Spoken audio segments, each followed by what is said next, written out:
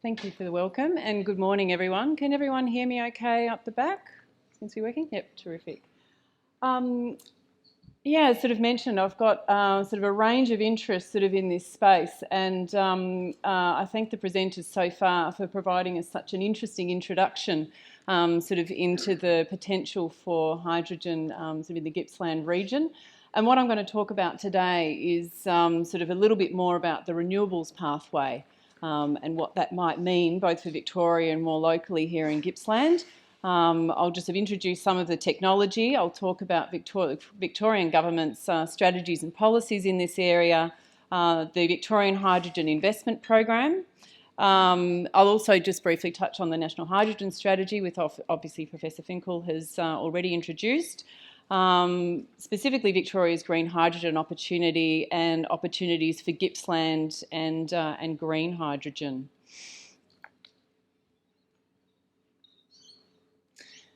Okay, so here's the nerdy bit. This is green hydrogen production by electrolysis. So the most common form of hydrogen production globally today is methane reformation from natural gas, but green hydrogen, so-called because it's produced from renewable sources, is produced from renewable energy and water. They're combined together in a process called electrolysis, and that uses a direct electric current to drive a chemical reaction splitting water into hydrogen and oxygen. Obviously the hydrogen is fuel and oxygen is the byproduct. And the two most common production methods in this way are called alkaline electrolyser and also a polymer electrolyte membrane, or PEM. So the alkaline electrolyser is the most mature technology. The materials for it are easily accessible. Production costs can vary. Sort of some of the things to consider: it's got a high operating temperature, a low pressure hydrogen output, and potential impurities in the oxygen. In contrast, the PEM has a lower operating temperature. It's got a faster response time, a higher efficiency, but it also requires pure water as an input. And a variable lifespan. And some of the indicative costs of this, sort of I think in terms of CSIRO has provided a best case sort of estimate of around $2.50 a kilogram by 2025, and we've got a little way to go to get there.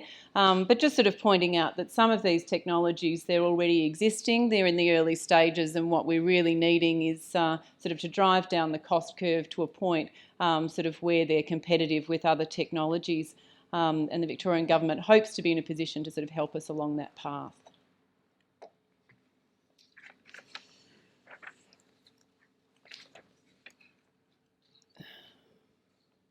Okay, so the green hydrogen value chain, as I mentioned, through the electrolysis producing hydrogen and oxygen, there's various ways of distributing hydrogen, including by a pipeline and also by road, boat and train, and we've also got the opportunity of potential opportunity of storing it, and that can either be in vessels or also potentially within a reticulated gas network.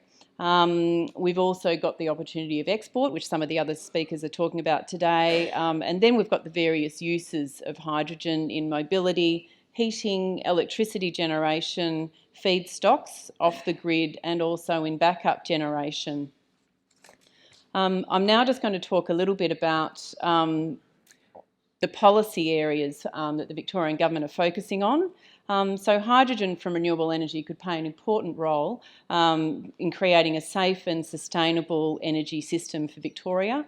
And we need a diverse range of energy supply options in Victoria, particularly in the renewable area. Some of them have various production profiles. Obviously, wind blows at various times, is not always predictable. The sun shines generally during the day. And we need to make sure we've got water resources to use sort of hydrogen generation. And hydrogen is an important part of that mix in that we can both be stored and sort of used to produce electricity for the grid sort of at various times when we need it. It's really important that we, in planning our hydrogen future, have an informed and strategic approach, drawing on Victoria's competitive advantages to create jobs and economic benefits right across the state, positioning ourselves today to capitalise on the hydrogen opportunities of tomorrow. So Victorian Government is involved in a range of current and interlinked hydrogen activities, and they're all important parts of Victoria's hydrogen future. I'm just sort of mentioning that a lot of these happening in 2019. Hydrogen's a very hot topic, and I think that's why we're all here today. I'm going to talk in a minute just a bit more about Victoria's energy strategies and policies in depth, and part of that, which is the Victorian Hydrogen Investment Program. And this is a focus on green hydrogen from renewable energy. But it also links into some of the other things happening both at the national level, the National Hydrogen Strategy, and also sort of locally the significant hydrogen energy supply chain pilot project, which the Victorian Government is supporting, and obviously the associated project for the carbon capture and storage with CarbonNet.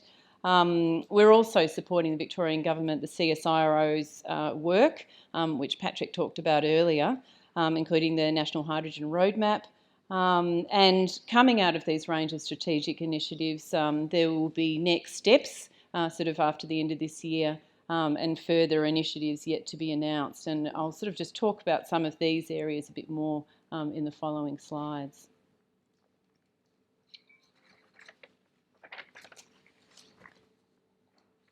So the Parliamentary Secretary to the Treasurer outlined sort of earlier on today some of the initiatives that the Victorian Government are undertaking in the region.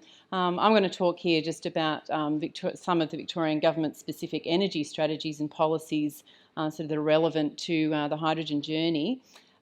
We've got a long-term target of net zero emissions by 2050, and that's set out in the Climate Change Act of 2017, and that has 4 pillars of emission reduction: to increase our energy efficiency and productivity, to move to a clean electricity supply, and that's becoming more and more prevalent and cost competitive, to electrify our economy and switch to clean fuels. And we're starting sort of from a low base here. We're sort of behind some other countries in the world, but that's rapidly changing with the uptake of electric vehicles and the potential also for hydrogen-fueled vehicles. And also, finally, to reduce non-energy emissions and increase carbon storage. We've got some renewable energy targets. 2 of them are legislated, so the 25% by 2020, and we're well on our way to meeting that target. We've also legislated 40% by 2025, and it was announced late last year an aspiration for 50% by 2030, which is sort of yet to be legislated, but that's our current ambition. In terms of Victoria's current renewable energy mix, a lot of the development we're seeing in the space at the moment is wind and solar. Sort of over the last 5 years, we've sort of essentially doubled our capacity in that area. Sort of as at the start of this month, we had over 2,200 megawatts sort of installed renewable energy generation. And of that, there was over 1,800 megawatts of wind and 440 megawatts of solar. I don't want you just to think about the proportions of those. Obviously that's over 4 times the size sort of wind generation as we have solar. We've also got similar amounts currently under construction. And then if we look at what the pipeline going forward is, they're the projects that are yet to commence construction but are in sort of in planning. The proportions actually reverse, that we've got over 1,500 megawatts of wind and over 3,200 megawatts of solar. So that just sort of shows how some of these technologies are shifting. Large-scale solar generation has been rapidly reducing down the cost curve and is becoming much more cost competitive.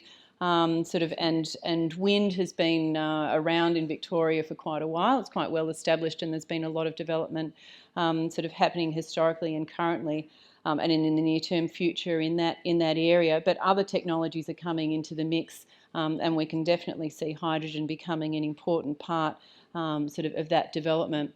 The Victorian Government has also played an important part in helping to foster the development of renewable energy in the state. under the Victorian Renewable Energy Target, we held a Victorian Renewable Energy auction scheme in 2017, and we helped bring forward 928 megawatts of renewable energy. That was 3 wind farms and 3 solar farms in Victoria, to create over 900 jobs. 600 of those are ongoing, and this is expected to drive to around 16% reduction in Victorian electricity sector grid emissions by 2035, which is a very exciting development.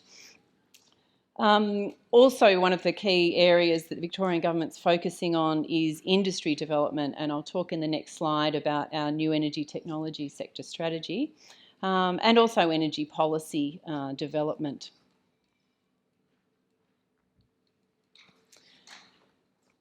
So the new energy technology sector strategy is identified as the Victorian Government as one of the growth sectors vital to future economic prosperity in Victoria.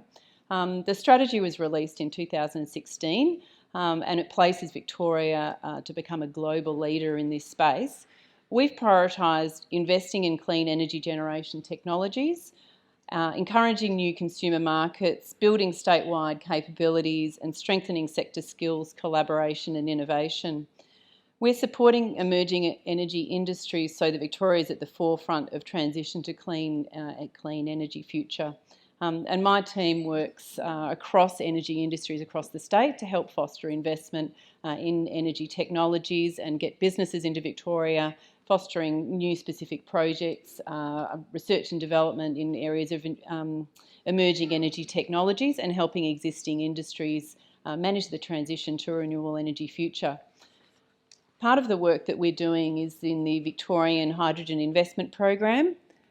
So this program was announced in December 2018 and with the aim of plotting out how Victoria is going to become a leader in renewable energy generated hydrogen on the world stage, and also particularly what we're able to do for Victorian businesses and for power generation in the state. This has got 3 main streams of area of interest that we're working on. The first was a market testing exercise, and that happened from the launch of the program on 18th of December last year until the end of February in 2019. So we opened up for public industry and industry submissions, and we received quite a strong level of interest to this. We were basically just keen to hear about what potential projects organisations were either currently planning or interested in undertaking, to understand what the future investment landscape would look like in Victoria and start to get a sense of what the Victorian Government's role in that might be. And I'll just talk you through in the next slide some overview of the results that we had from that. Imminently to be released is a discussion paper, and that's part of our stakeholder consultation activities. So we'll be also supporting that, holding some stakeholder workshops around the state, and that will be coming up, we envisage, in the next month. So keep an eye out on the engage.vic.gov.au website for that imminent release. And we'll be holding those workshops in various areas, both in metropolitan and regional areas. And this information that we'll be gathering via this consultation process will be used to inform an industry development plan for green hydrogen. We'll also follow that by a small investment program to leverage research trials, pilots and demonstrations to build a base of industry knowledge, skills and seed funding for green hydrogen. But I just wanted to stress that the main output of this particular program is the industry development plan to really plot the way forward of where Victoria is going in the green hydrogen space and Victorian Government's role in that, and there is the potential for future funding and future activities in the space.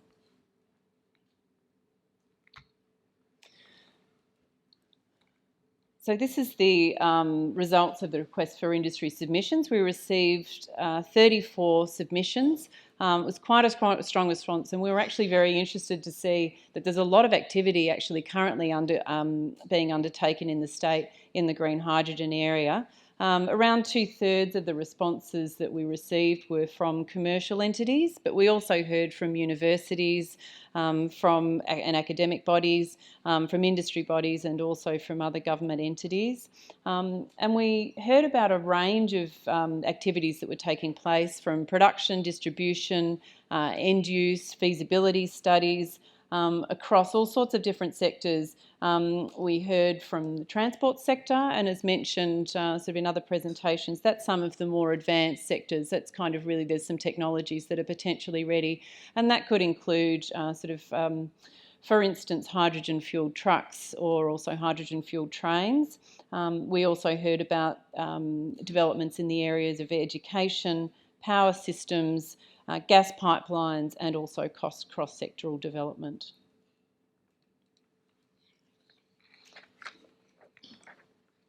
So in our green hydrogen discussion paper, soon to be released, we're seeking submissions from stakeholders to identify emerging green hydrogen sector's primary drivers, barriers and opportunities to inform our industry development plan.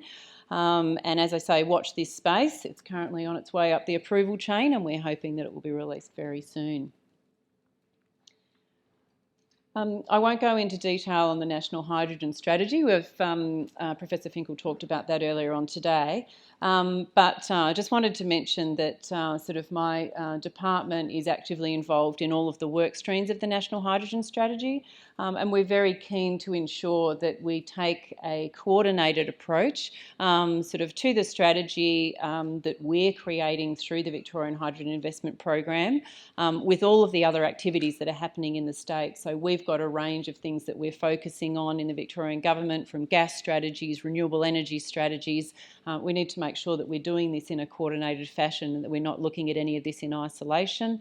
As some of the other speakers have noted, that this is an integrated approach. We can't look at green hydrogen in isolation. It's part of a bigger hydrogen ecosystem and an even bigger energy ecosystem, and part of the whole picture. So we're coordinating our consultation activities. We're providing information both into the National Hydrogen Strategy and also using information coming from the National Hydrogen Strategy into our strategic work and our picture for Victoria's future. We've got representatives from our team on all of the different work streams, and I personally am our representative on the industrial users work stream at the national level. In terms of the opportunity for Victoria for green hydrogen, so we're transitioning away from an emissions-intensive energy source to a cleaner, more modern energy system to meet our goal of net zero emissions by 2050 and also our interim renewable energy targets. We're looking at the current policy settings and also the renewable energy pipeline that's going to attract investors for hydrogen project as the global appetite for green hydrogen builds. So why hydrogen in Victoria? So we've got abundant renewable energy resources, and there's a lot of development happening currently in the state. And we've also got this pipeline of renewable energy projects coming up to help support to meet this growing demand for a low emissions energy supply.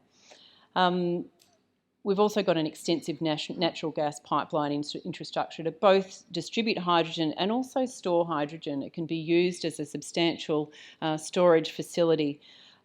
Just sort of to note that we've got the largest reticulated gas supply network in the country, and it's also the oldest, which provides some opportunities and also some challenges. That there's some technical areas that particularly Energy Safe Victoria are having a look at what changes that might be required for that network to be able to store and distribute hydrogen. So the industry is already embracing this opportunity, generating trials, demonstration projects and business cases to understand hydrogen's potential. And we've heard about a number of these in submissions to our request for industry submissions. And government's got an important role to create the environment for business innovation and new market development, to aim to provide a clear pathway and create market confidence to drive investment across the state. So finally, I just wanted to talk specifically about opportunities in Gippsland for green hydrogen. So while Victoria is well placed to be a leader in green hydrogen, Gippsland has some specific advantages. It's got a strong transmission network, and that's both an electricity transmission network and also the gas, gas pipelines as well. It's got renewable energy resources, and as mentioned before, also offshore wind, and we're also hearing about increasing interest in that area. It's a centre of energy expertise. I think sort of my first encounter with the energy industry in Gippsland was to translate a briquetting manual for energy bricks from German into English. That came from expertise in East Germany in the 1950s. And I think looking at that from a historical aspect, whilst that was a piece of work for the energy industry in Gippsland's past, I'm really excited that there's this opportunity to be a centre of hydrogen skills and development for Victoria and Australia's hydrogen future. In particular, it's got a skilled workforce that we can help leverage and build for hydrogen. We've already got people in Gippsland who have sort of very deep energy expertise that we can leverage, and there's also amount of infrastructure development going on, in particular the hydrogen energy supply chain pilot project. So that's all I have to say, and I welcome anyone who would like to discuss any of these with me sort of later during questions or during the break. Thanks very much.